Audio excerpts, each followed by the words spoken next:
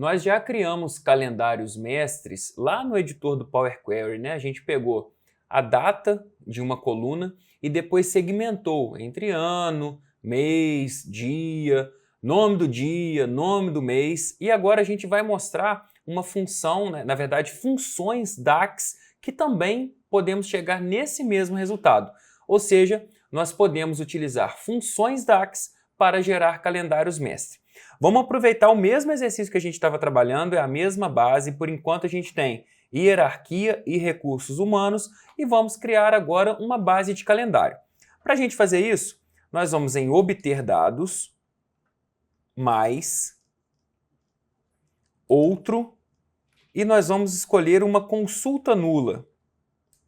Ao fazer isso, nós vamos clicar em conectar. E a gente já pode, né, nessa nova base, renomear.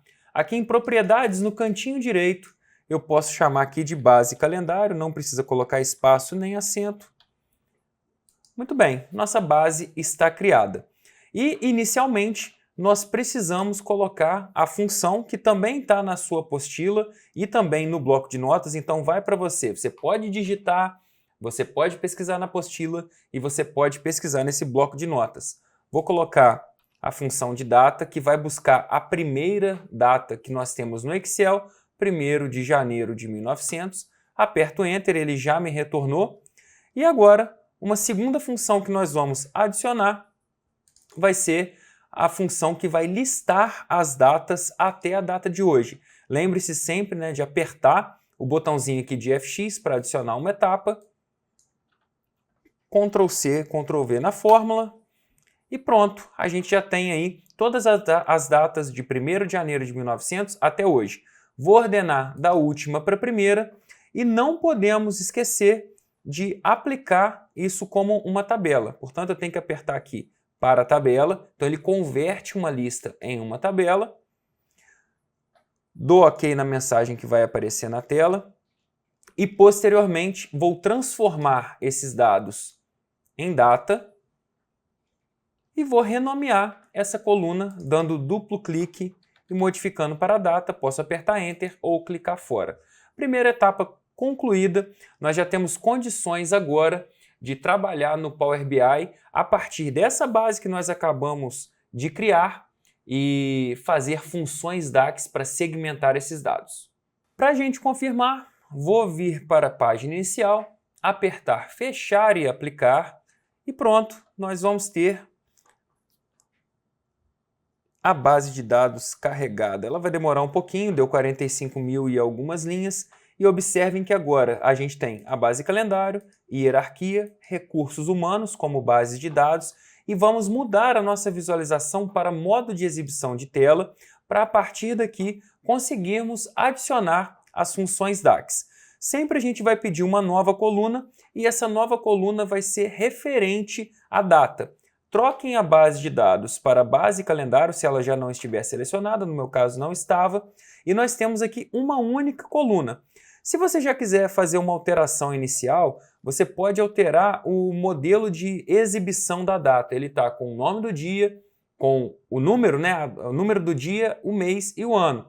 Eu vou clicar sobre ele e vou modificar o formato para apenas os números. Então aqui a gente vai ter a data, né? Dia, mês e ano, sem o nome do dia escrito. E a partir de então, utilizaremos fórmulas para adicionar segmentação, sempre clicando em nova coluna. Então vamos lá. Vou escolher aqui nova coluna.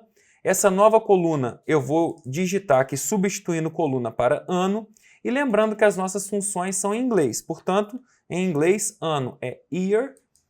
E agora eu seleciono a coluna data, que está na base calendário, fecho parênteses, aperto Enter. Ele retornou em ano. Vamos mais uma vez. Nova coluna.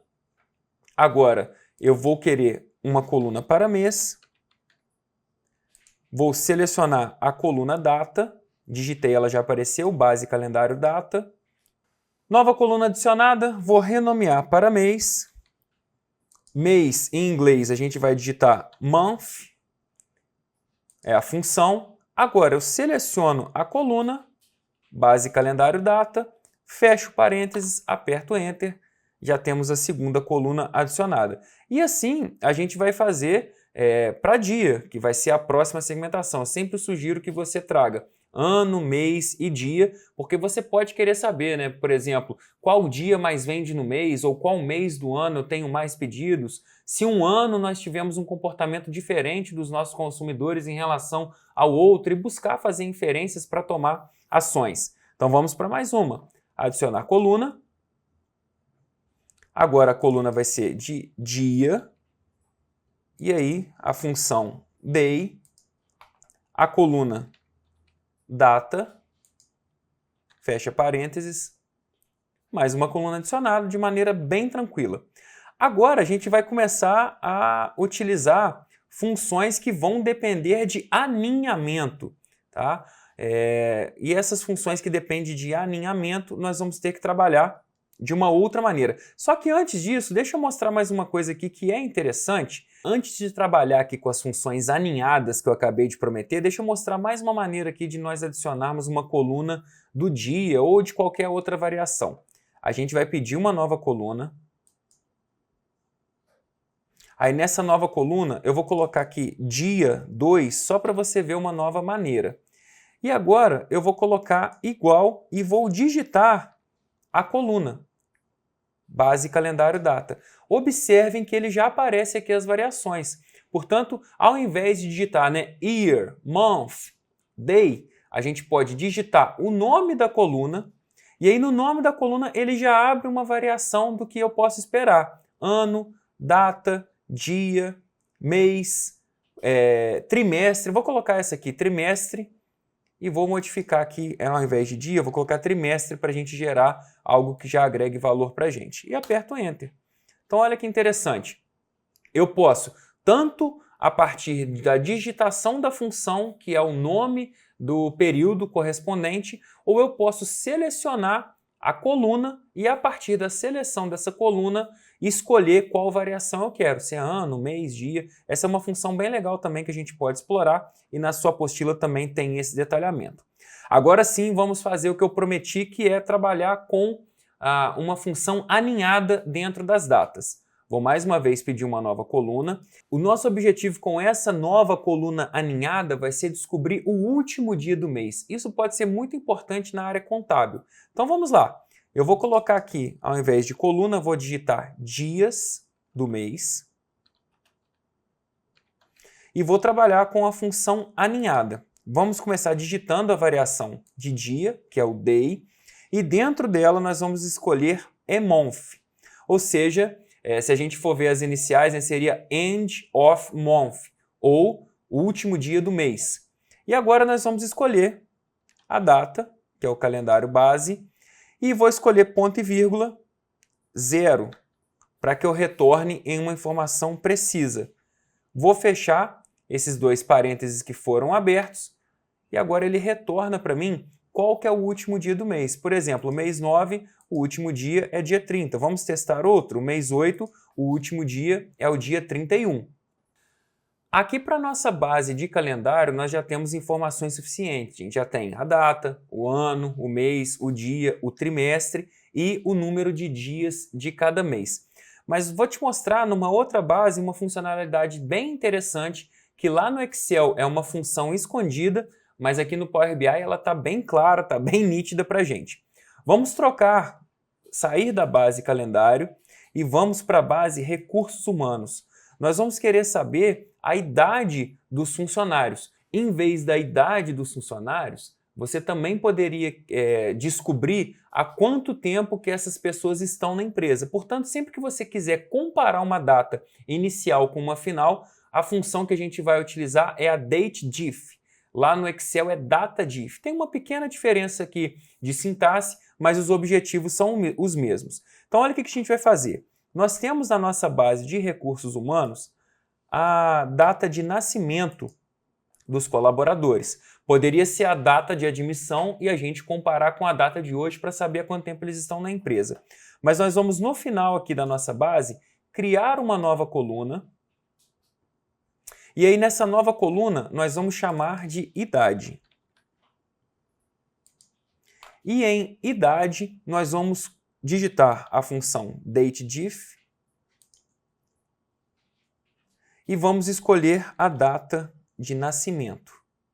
Porque a data de nascimento é a data inicial que eu quero comparar. Vou apertar ponto e vírgula e colocar a segunda data, ou seja, a data final de cálculo desse intervalo. Tem uma função hoje, que a gente também tem que colocar em inglês, today, portanto estou comparando o dia de hoje com a data de nascimento.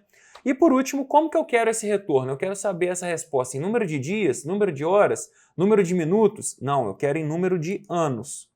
E agora a gente fecha parênteses e a gente consegue verificar por meio desse último fechamento de parênteses que o primeiro parênteses aqui foi contemplado. Portanto, todos os parênteses foram abertos e fechados. A gente aperta Enter agora e consegue assim ter a resposta das idades dos nossos funcionários de uma maneira bem rápida.